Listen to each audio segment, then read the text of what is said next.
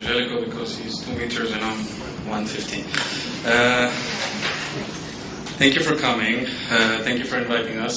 I'm always mentioning Mr. Pantic as one of the avant-garde people in Serbia because he's choosing topics that not a lot of us, of you, think about on a regular basis. And these are important issues that are coming to the table, and this guy knows how to think about it beforehand. We are proud to be an institutional partner with Danas conferences. We usually, the last almost 3 years, brought a lot of experts to show Israel as an expert, as a leader in many, many fields. This time I will talk about renewable energy in Israel, which will be a little different case because Israel still is not a leader in implementation of renewable energy, unfortunately, even though it is one of the leaders in technology. So this is some sort of an interesting case that you will hear about in the next couple of minutes. So for those of you who know where is Israel, I don't have a pointer here, but I hope you can find, the ones who don't know, I hope you can find that small spot on the verge of a very, unfortunately, lately shaky area. Israel is a tiny spot, as I mentioned, in the middle of the Middle East. We say that Israel is the land of milk and honey.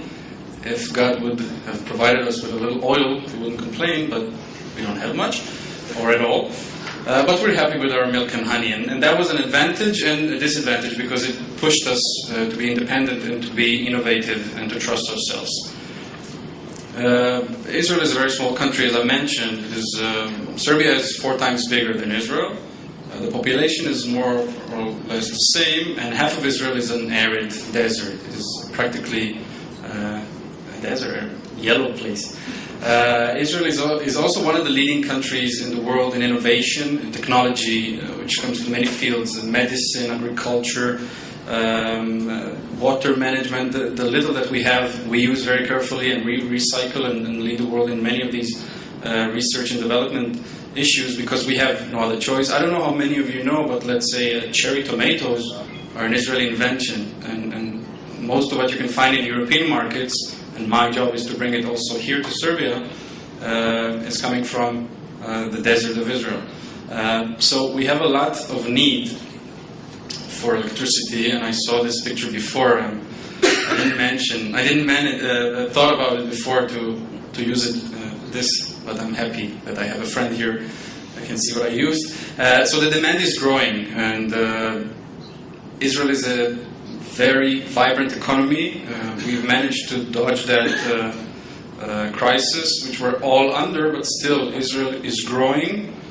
Not in the amazing figures we had 5, 6, 7 years ago, but still not slowing down. So demand is growing.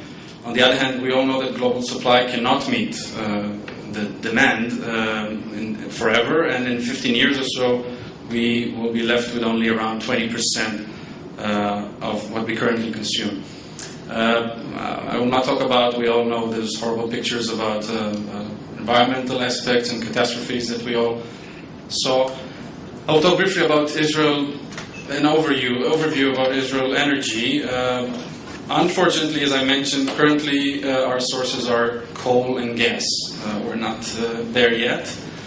We wish to advance to alternative resources. We're very happy, again, with our friends, that we have managed to find recent substantial offshore reserves of natural gas. This is a huge thing for Israel. We might even be able to sell it and to use the profit for infrastructure in Israel. We're using only 0.1% total capacity as renewable energy. This is a sad fact. The national grid can absorb only 5 until 20% of its energy from renewable energy. This is the situation. We have one government corporation, which is the sole supplier of electrical power. And as I mentioned, the political situation, unfortunately, with our neighbors, we're trying to negotiate and to try to have as much cooperation in the region. Sometimes it works, sometimes it doesn't. And in the future, we have a vision that that region that I showed you, that small region, can be a very very prosperous and successful area. Just imagine the Gulf connected to Israel, and then to Europe, and then Far Asia, and you just imagine that what are the roads that can go from there. The fuel basket in Israel, as I mentioned, not such a bright picture, mainly coal and gas, but the government took some decisions in 2009, and we're in the process. 10% of the total electricity generation will come from renewable energy by 2020. It's not amazing, but it is something. The target, the medium target, is 5% by next year, and our bureaucracy is working pretty hard on that, and that also includes infrastructure. The total installed capacity is expected to reach to almost 3 gigawatts in 2020. Again, not big numbers, but we're a small country with growing demands.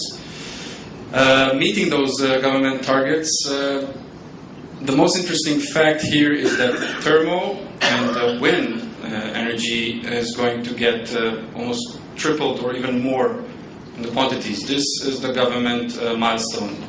We have a lot of wind in Israel. Even we have 2-3 big valleys, even though it's a small country.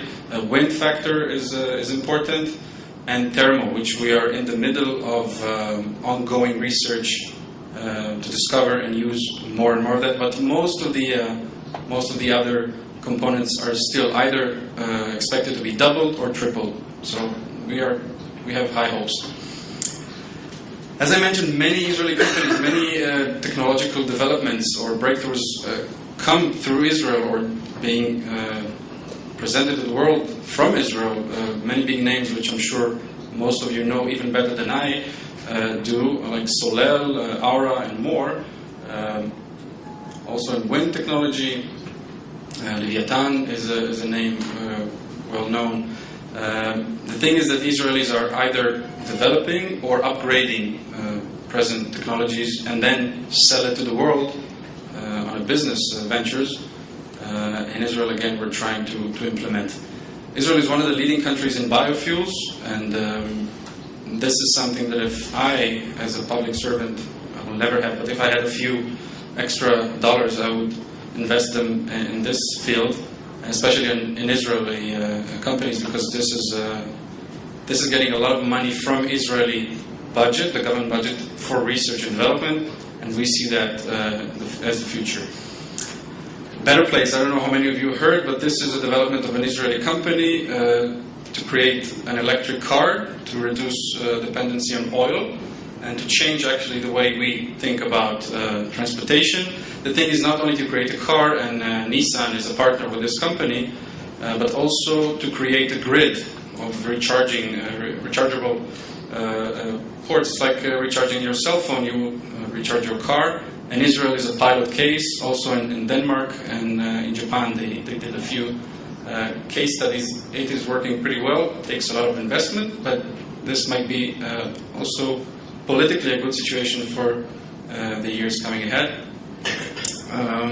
This is an electric camel. Israel was recently ranked one of the top 3 nations worldwide which provide the best condition for clean technology startups. The ambassador of the United States a few days ago just mentioned in Israel, the ambassador of the US to Tel Aviv said that America sees Israel as a natural partner in renewable energies. So we are proud of that. Again, just to sum it up, we see ourselves and we are world leaders in clean renewable technology, but we really look forward to being in that same place, the same level of the implementation. And there are always room for improvement and to learn more. Cooperation is the name of the game, and I hope for all of us to see good figures and cleaner energy. Thank you very much.